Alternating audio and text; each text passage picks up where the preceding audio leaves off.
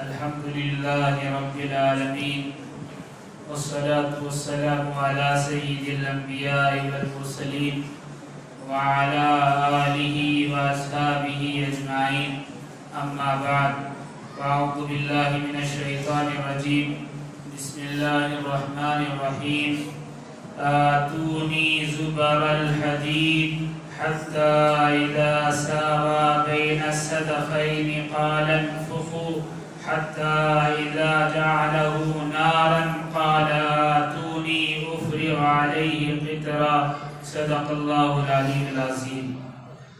محترم حضرات، میں نے آپ کے سامنے سورہ کہف کی ایک آیت تلاوت کی ہے جس میں اللہ رب العزت حضرت ذوالقرنین کی وہ بات بیان کر رہے ہیں جو انہوں نے یاجوج ماجوج کے فتنے سے روکنے کے لیے ایک دیوار بنانے کی بات کہی تھی۔ آیت میں کہا گیا ہے میرے پاس لوہے کے ٹکڑے لے آؤ۔ پھر جب اس نے پہاڑ کی دونوں طرفوں کے درمیان برابر کر دیا تو کہا پھونکو یعنی آگ جلاؤ، یہاں تک کہ جب اسے آگ کی طرح کر دیا تو کہا مجھے پگھلا ہوا تانبا لا دو تاکہ اس کے اوپر ڈال دو۔ اس آیت میں اللہ رب العزت نے اور اس آیت سے پہلے اور اس کے بعد وہ واقعہ بیان کیا ہے جو یاجوج ماجوج کے فتنے کا صدِ باب ہے۔ واقعہ کیا ہے؟ قرآن کریم اور توریت کے مطابق واقعہ یہ ہے کہ شمال مشرق کی جانب ایک قوم آباد تھی جس کے دو قبیلے تھے، ایک یاجوج اور دوسرا ماجوج۔ یہ دو قبیلے مغرب اور مشرق کی جانب فساد مچایا کرتے تھے، یعنی جو آبادیاں ہوتی یا جو لوگ وہاں گزرتے ان کو لوٹ لیتے، قتل کر دیتے، یہاں تک کہ ان کو کھا بھی لیا کرتے تھے۔ حضرت ذوالقرنین جو ایک بڑے حکمران تھے، مشرق سے مغرب تک ان کی حکومت قائم تھی۔ روایات میں آتا ہے کچھ لوگ تو کہتے ہیں کہ سکندر اعظم ذوالقرنین ہیں، کچھ لوگ کہتے ہیں کہ نہیں، حضرت سلیمان علیہ السلام کا لقب ذوالقرنین ہے، اور کچھ مورخین کہتے ہیں کہ سائرس اعظم جو ایران کا تھا، جسے کورش اعظم بھی کہا جاتا تھا، وہ ذوالقرنین تھے۔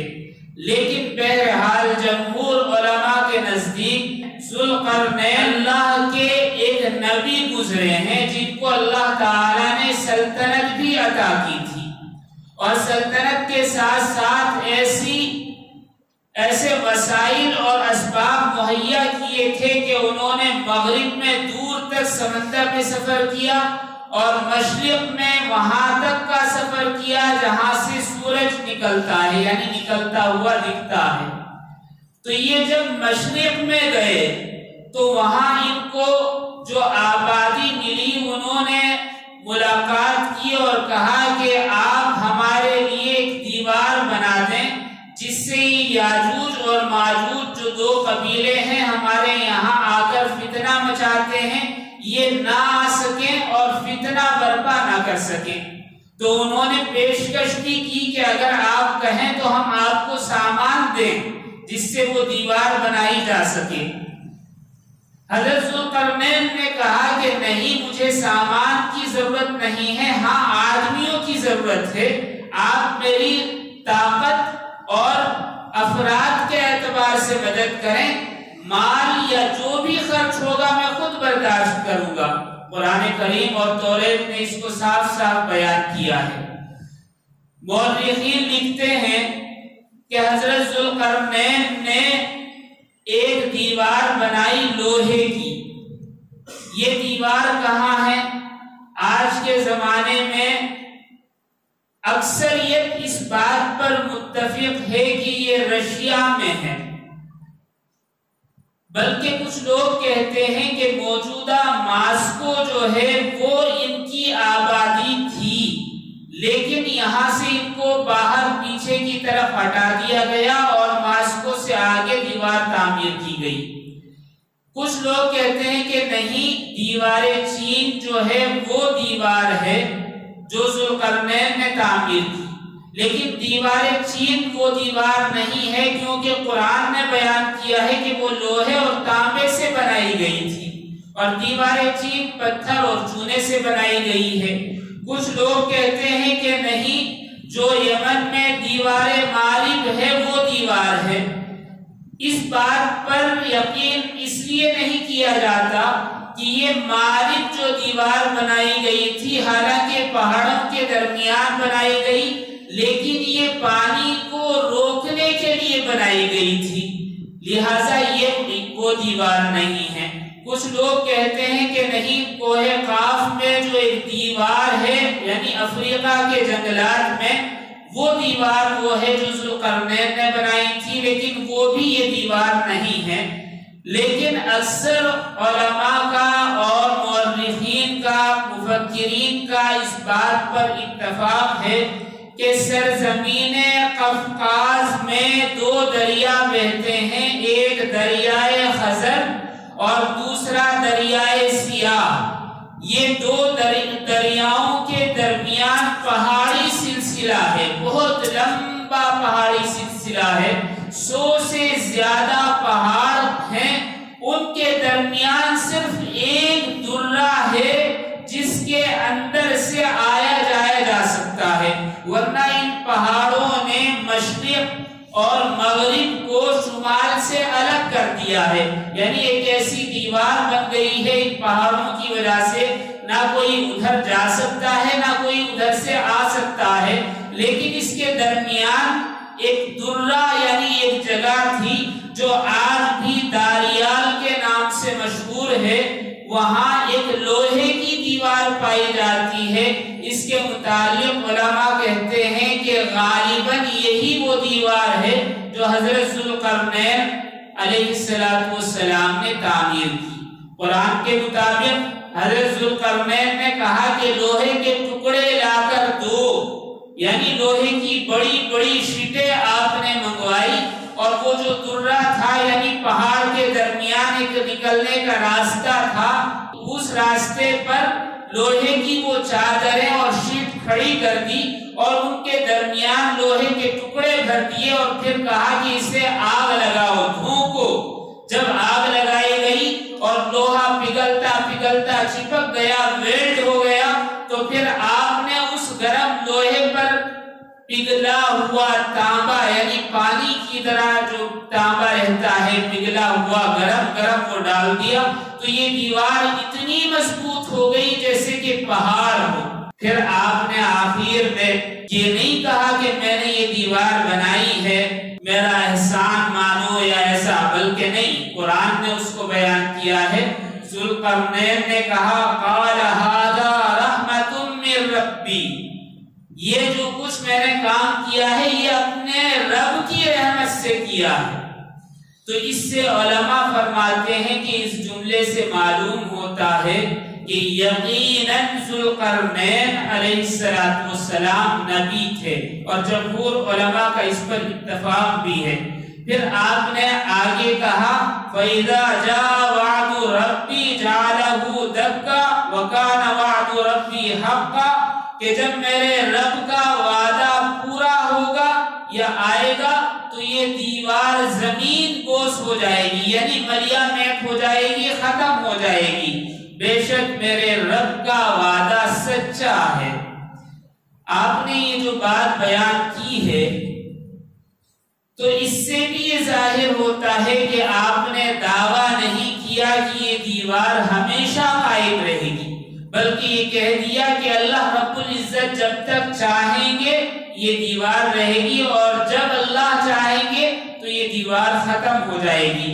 نبی کریم صلی اللہ علیہ وسلم نے یاجوج ماجوج سے متعلق بہت کچھ بیان فرمایا ہے۔ ان کو کیا ہیں، کیسے ہیں، ان کا فتنہ کیا ہوگا، یہ سب الگ بات ہے۔ یہاں دیوار کی بات چل رہی ہے۔ یہ دیوار رشیا میں ہے آج کے حساب سے۔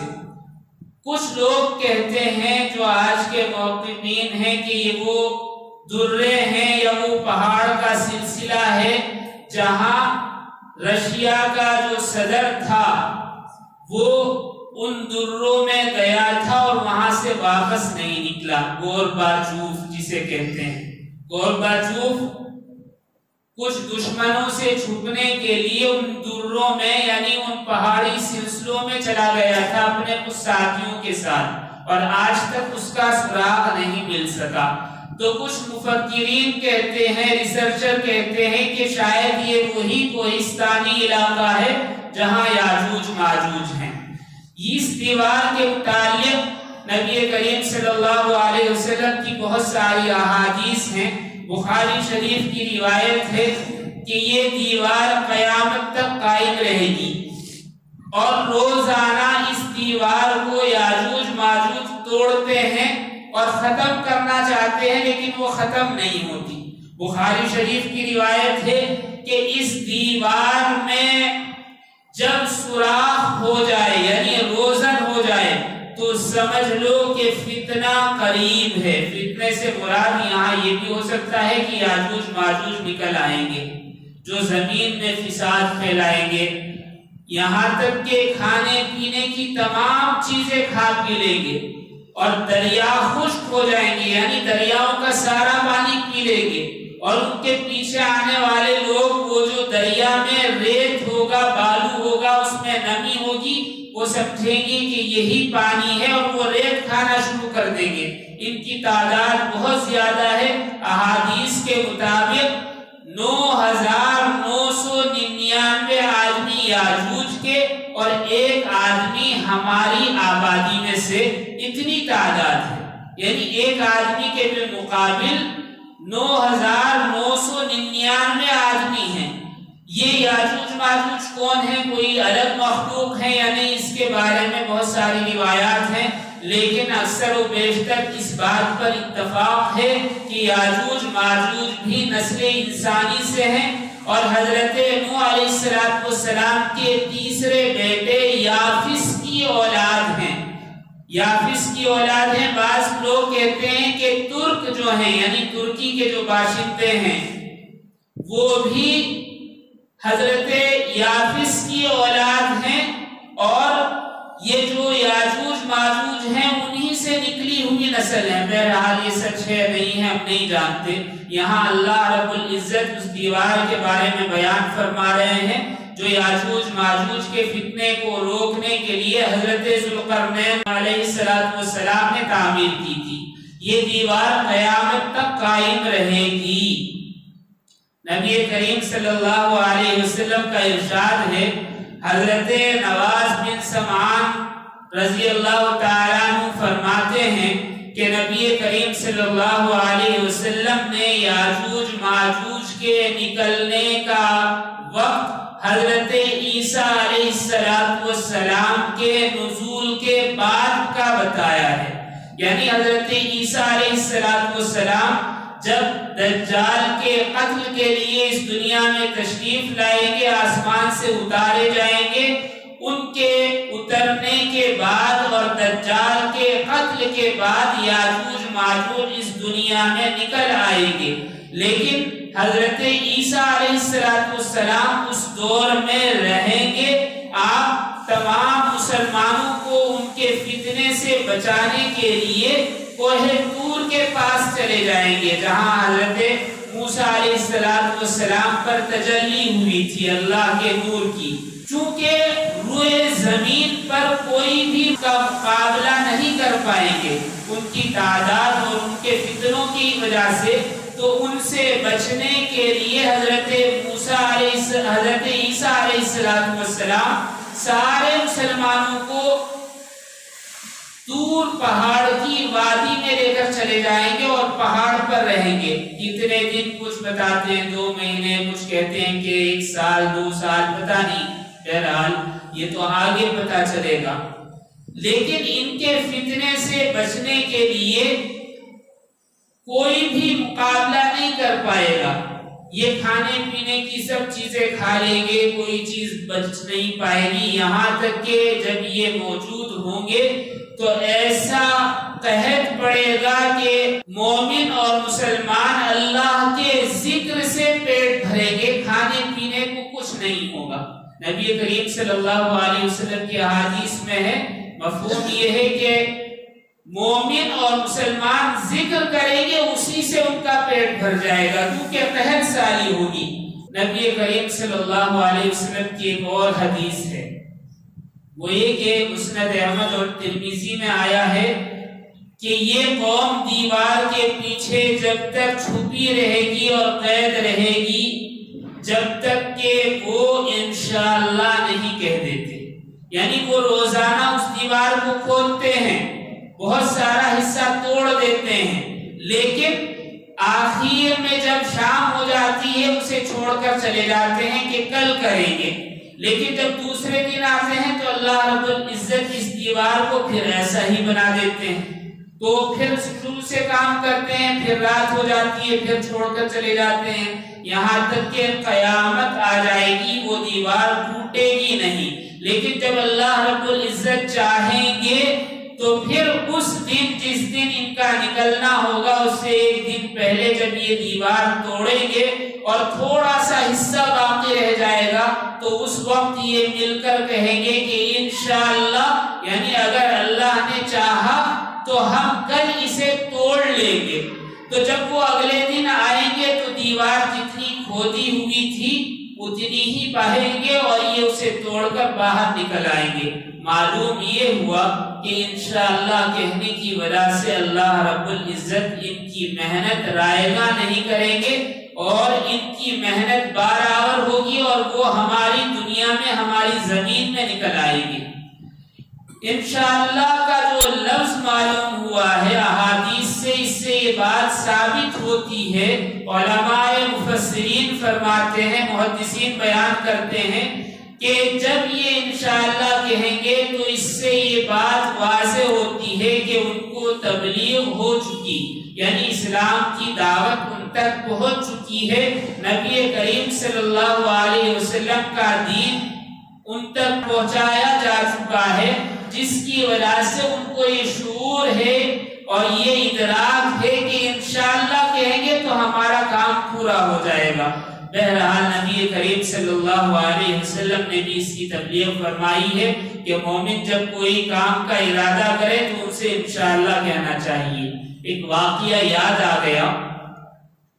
دیہاتی یعنی کھیڑے کے لوگ کیسے ہوتے ہیں آپ جانتے ہیں. ایک صاحب کہیں چلے جا رہے تھے دیہاتی، راستے میں امام صاحب ملے، پوچھا کہ کہاں جا رہے ہیں. وہ کھیڑے کے آدمی تھے، کھیتی باڑی کرنے والے تھے، تو انہوں نے کہا کہ میں بیل لینے کے لیے جا رہا ہوں. کہا کہ اچھا، بہت اچھی بات ہے، کہاں جا رہے ہیں؟ کہ شہر جا رہا ہوں، منڈی میں. کہا کہ ٹھیک ہے، آپ جو کہہ رہے ہیں بیل لینے کے لیے جا رہا ہوں تو یہ بھی کہہ دیتے کہ انشاءاللہ بیل لے کر آؤں گا. تو دیہاتی نے جیب سے پیسے نکالے اور کہا کہ میرے پاس پیسے ہیں، وقت ہے، ارادہ پکا ہے کہ میں جا رہا ہوں اور لے کر آؤں گا، اس میں انشاءاللہ کی کیا ضرورت.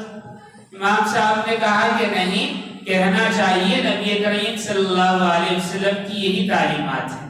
بہرحال انہوں نے بات نظر انداز کر دی اور چلے گئے. جب منڈی پہنچے اور سودا پکا ہو گیا، جیب میں ہاتھ ڈالا تو پتہ لگا جیب کٹ گئی ہے. اب کہاں سے کچھ لیتے؟ واپس آ گئے. واپس جب آئے تو راستے میں اتفاق سے پھر امام صاحب مل گئے. پوچھا کہ کیا ہوا، آپ تو شہر گئے تھے بیل لانے کے لیے، لے آئے؟ کہا کہ نہیں لایا. کہ کیا ہوا؟ کہا کہ عجیب بات ہو گئی، بات سن لو. کہ کیا؟ کہ میں آپ سے بات کر رہا تھا انشاءاللہ، پھر میں منڈی گیا، شہر گیا انشاءاللہ، وہاں میں نے بیل دیکھے انشاءاللہ، اور پھر اس کا سودا ہو گیا انشاءاللہ، لیکن جب میں نے جیب میں ہاتھ ڈالا انشاءاللہ تو پتہ لگی جیب کٹ گئی ہے انشاءاللہ، اور میں ایسے ہی واپس آ گیا ہوں، بیل نہیں لا سکا انشاءاللہ۔ تو امام صاحب نے کہا ایسے انشاءاللہ کا کیا فائدہ جو وقت گزرنے کے بعد کہا جائے۔ معلوم یہ ہوا جب انسان کوئی کام کا ارادہ کرے تو اسے پورا کرنے کے لیے اپنے آپ پر اعتماد نہ کرے، بلکہ یہ کہہ دے کہ انشاءاللہ میں اس کام کو پورا کروں گا، یعنی اللہ کی مدد شامل حال ہوگی تو یہ کام پورا ہو جائے گا۔ نبی کریم صلی اللہ علیہ وسلم کی ایک حدیث کا مفہوم بھی ہے کہ اگر کوئی کسی کام کا ارادہ کرے تو انشاءاللہ کہنا چاہیے، کیونکہ انشاءاللہ کہنے سے اللہ رب العزت اس کا کام پورا فرما دیتے ہیں، اس کام کو روکتے نہیں ہیں۔ اللہ تعالی ہم سب کو کہنے سننے سے زیادہ عمل کی توفیق عطا فرمائے۔ وآخر دعوانا ان الحمدللہ رب العالمین۔